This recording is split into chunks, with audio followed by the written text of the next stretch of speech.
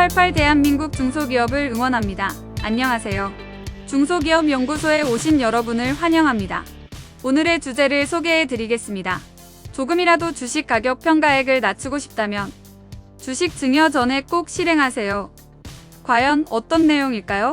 정우일 소장님을 모셔서 자세한 내용을 알아보도록 하겠습니다. 9988 대한민국 중소기업을 응원합니다. 안녕하세요. 웰스기업연구소 정우일 소장입니다. 자, 이번 주는 이제 기업의 주식을 이제 이전하고자 하는 대표님들을 위해서 준비했습니다. 자, 아무래도 이제 2023년 세법 개정안을 보시게 되면 가업의 승계 주식을 사전에 증여했을 때 훨씬 더 좋은 메리트가 있다는 것을 알 수가 있습니다. 그러면 이 주식을 증여하는 데 있어서 가장 중요한 건 사실은 주식에 대한 평가겠죠. 불행히도 비상장 주식은 시장이 없기 때문에 적정한 교환 가치가 없습니다. 그래서 세법상 이야기하는 보충적 평가 방법에 의지할 수밖에 없는데요. 근데 중요한 거는 이 보충적 평가 방법에 의지를 한다면 솔직히 계산만 조금만 잘해도 주식 가격을 어느 정도는 줄일 수가 있습니다. 자, 그 방법에 대해서 오늘 알아보도록 하겠습니다. 잠시 후에 시작할게요. 자, 일단 기업의 재무상태표를 먼저 확인해 보셔야 됩니다. 특히 법인의 자산 계정을 먼저 확인해 보셔야 되는데요. 자, 일단 이 비상장 법인의 주식 가치는 솔직히 이제 손익 가치와 자산 가치 이 두 가지로 나누어 평가를 합니다. 근데 손익은 이미 확정이 됐다고 보시면 됩니다. 사실은 이제 손익이라고 하는 건 이제 회계연도가 끝나야 이제 결산이 되는 의미잖아요. 그래서 2023년에 만약에 주식을 이동한다고 한다면 네, 그때 쓸 수 있는 손익은 당연히 회계연도 마감이 된 2022년이겠죠. 그럼 2022년 거는 솔직히 지금 우리가 애써서 본다고 한들 바꿀 수 있는 건 없어요. 근데 그 자산 가격이라고 하는 건 평가 시점의 자산이기 때문에 이건 얼마든지 우리가 조금만 더 주의를 기울이고 한다면 바꿀 수 있는 여지가 좀 있습니다. 그 다음에 대표님 기업의 업력이 오래됐다. 그 다음에 토지나 이런 것들을 취득한 지 좀 오래됐다고 한다면 주식에 대한 이제 그 자산 가치에 대한 평가는 이 시가 평가가 우선이기 때문에 그래서 당연히 이걸 평가를 어떻게 진행을 하느냐, 그 다음에 이걸 어떻게 보느냐에 따라서 생각과는 상당히 다른 가격을 보일 수가 있다는 거죠. 그래서 이게 법인의 자산 계정을 좀 보셔야 되는데 일단은 그 자산 중에서 유동자산 그 중에 당좌자산을 보시죠. 거기에 아마 그 대여금이라든가 이 매출 채권 중에서 회수하지 못한 것들이 있다고 한다면, 즉 다시 말하면 이런 자산들을 우리는 보통 부실자산이라고 얘기를 하죠. 그래서 이런 자산들을 만약에 줄일 수 있다라고 한다면 훨씬 더 기업 가치를 좀 낮출 수가 있습니다. 그리고 이제 보통 이제 비유동자산이라고 하는 토지, 이런 사업에 필수적인 기계장치, 건물 이런 것들 이제 감가가 진행되는 것들이 있는데 이런 것도 한번 잘 보셔야 되는 거죠. 혹시나 우리가 감가를 생각을 하지 않았던 것이 있거나 특히 무형자산 같은 경우가 이런 게 많이 보이거든요.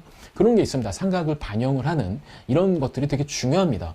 그 다음에 이제 부채도 마찬가지로 이제 특히 이제 이 퇴직금이라고 하는 거 사실 부채로 인식을 합니다. 그런데 외감 기업이 아니면 퇴직급여 충당 부채를 잡지 않기 때문에 사실은 이 퇴직급여 충당 부채를 잡지 않는다는 건 우리가 어떤 재무제표상으로 봤을 때 기업의 자기자본 비율을 높이는 행위이기 때문에 솔직히 좀 우리가 투자를 받거나 이럴 때 상당히 좋을 수는 있습니다만 주식 가격을 평가할 때는 사실 이건 좀 그렇죠. 그래서 퇴직금 같은 경우도 지금 제대로 우리 퇴직급여 충당 부채를 쌓는 기업이라고 하면 제대로 반영이 되어 있는지, 아니면 우리가 이제 그런 퇴직급여 충당 부채를 받고 있지 않는다고 한다면 이게 제대로 지금 추계액 같은 경우 계산되어 있는지를 한번 확인해 보셔야 되는 거죠. 이거는 임원의 퇴직금뿐만이 아니라 직원의 퇴직금도 들어가는 거고, 예를 들어서 퇴직연금 제도가 도입되지 않은 기업이라고 한다면 이건 정말 체크를 제대로 해봐야 되는 거고, 퇴직연금이 도입된 기업이라고 한다면 나와 있는 게 있을 거 아닙니까? 그런데 이것보다 훨씬 더 많은 게 있는지 확인해 보셔야 돼요. 왜 그러냐? 특히 퇴직연금 DC형 같은 경우에는 보통 연봉의 12분의 1 정도를 연간 납입을 합니다. 그런데 임원 같은 경우는 직원들의 퇴직금과는 다르게 월 급여가 베이스가 아니라 직전 3년 평균 연봉의 10%의 지급 배수를 곱하는 구조거든요. 그래서 이런 임원 같은 경우는 퇴직연금 납입할 때 사실 제대로 납입했다고 보기가 좀 어려워요. 그래서 이런 경우 추가로 부채로 잡을 수 있는 것들이 있는지 이런 것들을 한번 보셔야 되는 거고, 그래서 이런 것들을 꼼꼼하게 체크를 한다. 그러면 상당히 좋을 수가 있습니다. 그 다음에 예를 들면 이런 기업이 있을 수 있어요. 뭐 신제품을 개발을 하거나 아니면 벤처기업 확인을 하거나 이런 거기 때문에, 그래서 연구개발비를 손익에 반영하는 것보다는 자산으로 반영을 해서 마치 좀 이렇게 좀 갖고 가는 기업들, 이러면 이 연구개발비 같은, 특히 개발비 같은 경우가 이제 자산에 잡혀 있는, 무형자산에 잡혀 있다고 한다면 얘는 사실은 상각이 진행되거나 뭐 이랬을 수도 있지만, 중요한 거는 얘도 역시 이 순자산 가치를 평가를 할 때 얘도 역시 차감을 하는 계정이기 때문에 이런 것들이 있는지를 한번 꼼꼼하게 체크해 보시는 거 좀 추천드리겠습니다. 그리고 이 비상장 기업의 주식 가격을 평가를 할 때는 경험이 많은, 이 해당 업무에 경험이 많은 이런 세무사분들과 진행을 해야 좀 무리가 없다. 그리고 제대로 반영할 수 있다. 뭐 이렇게 보시면 될 것 같아요. 그러니까 마치 이런 거죠. 많이 해보고 실무적으로 진행을 많이 해본 분들이라고 한다면, 세무사분들이라고 한다면, 이 가감하는 부분에 대해서 놓치는 것들을 이런 게 좀 줄겠죠. 그러면 당연히 주식 가격도 생각보다 좀 낮구나 뭐 이렇게 생각할 수가 있습니다.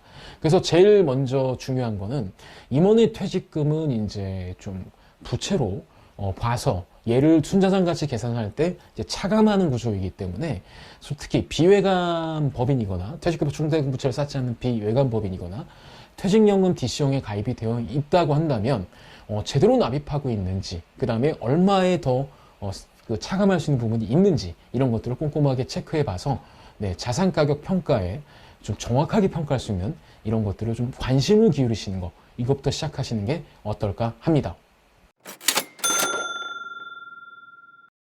자, 그러면 이제 어느 정도 주식 가격에 대한 것들을 이제 끝냈다고 본다면 이제 자녀에게 주식을 증여를 해야겠죠. 근데 주식을 증여하는데 세금이 후덜덜합니다. 그러면 가업의 승계 주식 사전 증여 특례를 검토해 보십시오. 자, 이거를 하기 위해서는 일단은 이제 주시는 분이 60세가 넘으셔야 되고요.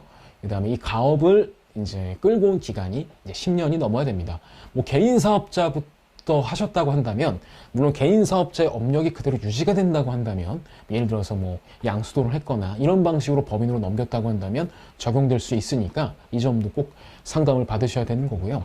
받는 자녀가 이제 국내 거주자여야 되고 18세 이상이면 이 특례는 적용할 수가 있습니다. 자, 그러면 이게 얼마까지 가능하냐? 업력에 따라 다르긴 합니다만 30년 이상 업력을 계속하는 기업은 최대 600억까지 공제를 받을 수가 있습니다. 가만 보시면 뭐랑 똑같냐면 가업상속공제와 동일하죠. 가업상속공제와 다른 점이 있다면, 가업상속공제는 죽어서 이전하는 거고 가업 사전증여 특례는 살아있는 동안에 먼저 준다라는 개념입니다. 그 다음에 또 다른 점은, 가업은 상속공제이기 때문에 상속재산에서 공제를 합니다만 이 증여특례는 이런 거예요. 그 증여세를 저렴하게 냅니다. 이전할 땐. 그리고 나서 나중에 상속이 개시되는 시점에 정산해서 과세되는 구조입니다. 이게 뭐 똑같잖아라고 생각할 수 있지만 이런 차이는 있을 수 있죠. 보통 비상장법인의 주식 가격은 시간의 경과함에 따라서 주식 가격이 증가할 수밖에 없는 구조입니다. 왜냐하면 유보된 이익이 계속 있으면 있을수록 이 자산 가치는 증가할 수밖에 없고요. 그 다음에 토지 같은 이 시간의 증가에 따라서 자산 가격이 증가할 수밖에 없다는 예상이 있는 기업이라고 한다면 당연히 지금 시점에 사전증여 특례를 쓰시는 게 나중에 상속재산에 합산이 되더라도 훨씬 더 유리하죠. 그 이유는 사전증여 특례를 했을 때 신고한 재산가액 기준으로 상속세에 정산이 되기 때문에 그렇습니다. 그때 가서 평가하는 게 아니기 때문이죠. 그렇다고 한다면 특례 한번 적용해보자 싶을 수 있는데, 예를 들어서 70억 정도의 주식을 자녀에게 이전을 한다. 그러니까 이 전제는요, 사업용 자산 비율이 100%일 경우에 전제를 하겠습니다. 이렇게 될 경우 일반 증여를 했을 경우에는 자진납부세액이 약 29억 정도 나옵니다. 거의 30억 돈이 나오는데 이 특례를 적용하게 되면 6억으로 해결할 수가 있습니다. 그러면 이런 개념인 거죠. 6억은 지금 내고 나중에 상속이 벌어졌을 때 정산해서 과세하는 이런 구조라고 볼 수 있고요. 그 다음에 특례를 적용하는 것과 상속공제를 적용하는 건 같은 연장선상에서 보는 게 아니라 그때 당시에 별도입니다. 예를 들어서 특례를 적용하더라도 나중에 가업상속공제를 적용할 수 있는 거고, 그 다음에 지금 한도가 똑같이 최고 600억이잖아요. 이 한도도 같이 계산이 되는 게 아니기 때문에 예를 들어서 한도가 좀 심각하게 초과가 되는 이런 기업들 같은 경우는 선택적으로 나눠서 하는 걸 더 추천드립니다. 그러면 가업의 승계주 사전증여 특례의 장점은 뭐냐? 제가 장점 3가지만 요약을 해볼게요. 첫 번째가 이 증여 특례를 활용하게 되면 다른 일반 증여와 합산이 되지 않습니다. 통상적으로 이 상속인 관계에 있다라고 한다면 10년의 증여는 상속재산에 합산이 됩니다. 예, 그리고 이제 10년 안에 증여가 다 합산이 되는 구조죠. 그런데 이 가업의 승계주 사전증여 특례를 하게 되면 물론 상속이 합산돼서 정상과세는 있지만 다른 증여를 할 때 이 증여재산과 합산이 되지는 않는다.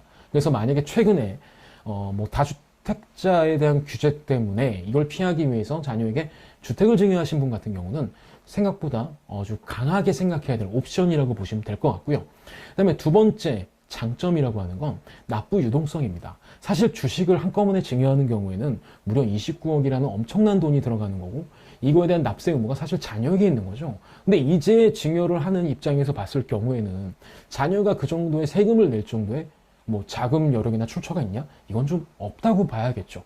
그러면 지금은 좀 저렴하게 하고 나중에 이걸로 어느 정도 자본을 축적한 다음에 자기산을 축적한 다음에 상속세를 낸다고 한다면 이거는 되게 아름다운 구조라고 볼 수가 있을 겁니다. 그리고 가업 상속공제의 가장 큰 단점이라고 할 수 있는 거, 근데 가업의 승계주 사전증여 특례의 가장 장점이라고 할 수 있는 거, 이 3번째인데요.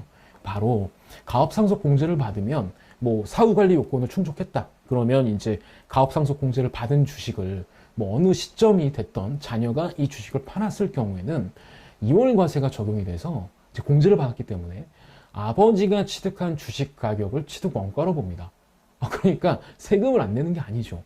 그 아버지 때부터 누적된 이제 자산가치 증가분에 대해서 한꺼번에 자녀가 과세라는 구조인데 가업의 승계주 사전증여 특례는 증여세를 냈기 때문에 얘는 그리고 나중에 정상과세가 되는 개념이기 때문에 이 사후관리 요건을 이제 충족하게 된다면 증여받은 주식을 팔았을 때 증여세 신고했던 그 가격이 취득가액이 되면서 양도세는 그만큼 주는 이런 장점들이 있을 수 있겠죠. 그래서 이런 여러 가지를 고민해 본다고 한다면 사실은 법 취지가 이거예요. 얘는 지금 이전하는 비용이 너무 많이 들어서 솔직히 요즘 고령화 시대 때 몇 살까지 내가 이걸 유지할 거야. 내가 몇 살까지 이거 기업 운영해야 돼. 이런 것도 있고 그 다음에 솔직히 은행 거래를 할 때도 아무리 자녀를 대표이사라고 한다 하더라도 솔직히 중소기업을 보고 대출해 주는 건 아니잖아요. 대주주를 보고 하는 거지 않습니까? 그럼 여러 가지 문제 때문에 사실은 자녀가 좀 주식을 많이 갖고 있는 게 좋은데 이런 면에서 훨씬 더 쓸 수 있는 거죠. 그 다음에 역시 회사의 이익을 예를 들어서 처분한다고 했을 때 뭐 배당이라고도 받는다고 친다고 한다면 자녀가 당연히 주식 비율이 많은 게 훨씬 더 유리할 수 있겠죠. 그래서 그런 면에서 검토를 해보는 건 상당히 긍정적입니다. 그런데 올해 세법 개정안을 보면 이게 더 좋아졌다는 거죠. 특히 어느 포인트에 세금을 당장 내는 입장에서 정말 많이 좋아졌습니다. 자, 지금 현재 적용되는 세법은요, 10억은 일반적으로 공제를 해줍니다. 그 다음에 과세 표준 60억까지는 10% 세율이 적용되고 60억 초과분에 대해서는 20% 세율이 적용되는데 올해 세법 개정안에 따르면 300억까지가 10%라는 거죠. 그러니까 거의 웬만한 거는 그냥 10% 세금 내고 현재 이전을 한다. 물론 나중에 상속세 정상과세가 되긴 합니다만 이런 지금은 별로 돈이 많이 들어가지 않는다라는 거고요. 그 다음에 뭐 가업 상속공제와 동일하게 변경됐긴 합니다만 업종 분리 요건이 대분류가 돼서 이제 뭐 그게 크게 의미가 있을까라는 생각이 들 정도고 그 다음에 이게 정말 중요한 건데 이 증여세 같은 경우 솔직히 70억을 뭐 요번에 특례로 적용해서 옮겼다. 그럼 6억을 세금을 내야 되잖아요. 그럼 이제 문제가 뭐냐면 6억을 한꺼번에 내긴 되게 힘들잖아요. 그래서 얘는 연부연납을 신청할 수 있습니다.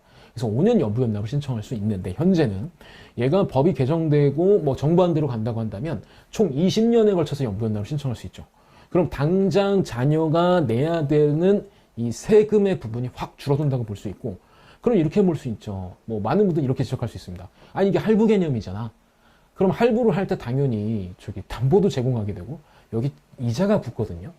이자가 2.9%입니다. 그럼 이자가 붙으니까 이게 뭐 저렴하다고 얘기할 수는 없잖아 라고 얘기할 수는 있지만 아무것도 자금 출처가 없는 자녀 입장에서 보게 되면 저 증여세를 내려면 당연히 법인 대표가 됐을 거니까 법인에서 더 많은 소득을 신고해야 되는 거죠. 근데 1년에 1억 정도를 더 신고한다라고 가정을 하게 되면 와, 1억의 세금을 내기 위해서 실제로 가져야 되는 소득원은 한 1억 5천, 1억 6천 이렇게까지 올라갈 수밖에 없어요. 근데 얘가 20년 연부연납을 하게 되면 6억 세금을 내는데 약 3천만 원 좀 초과하는 금액이면 충분합니다. 그 정도를 더 추가로 소득 신고를 한다고 한다면 네, 충분히 1억을 신고하는 것보다 훨씬 더 유리할 수가 있겠죠. 그런 여러 가지를 판단해 봤을 때 저는 2024년, 그러니까 2023년 이 넘어가는 즈음에 세법 개정안을 좀 꼼꼼하게 그러니까 어떻게 이제 통과된지 보시고 이참에 자녀에게 특례를 적용받아서 저렴하게 주식을 이전하는 이런 전략을 선택하시는 게 가업에 있어서 그리고 그 기업에 쌓여 있는 잉여금을 어떻게 자녀에게 귀속시킬까 하는 부분에서 훨씬 더 유리하지 않을까 싶습니다. 물론 이것 외에 더 많은 고려사항이 있지만 이거는 저희가 언제든지 상담을 해드리고 최적의 솔루션을 낼 수 있도록 진행을 해드리고 있으니까 언제든지 연락만 주십시오. 좋아요, 구독, 알림은 저희가 컨텐츠를 만드는데 많은 도움이 됩니다.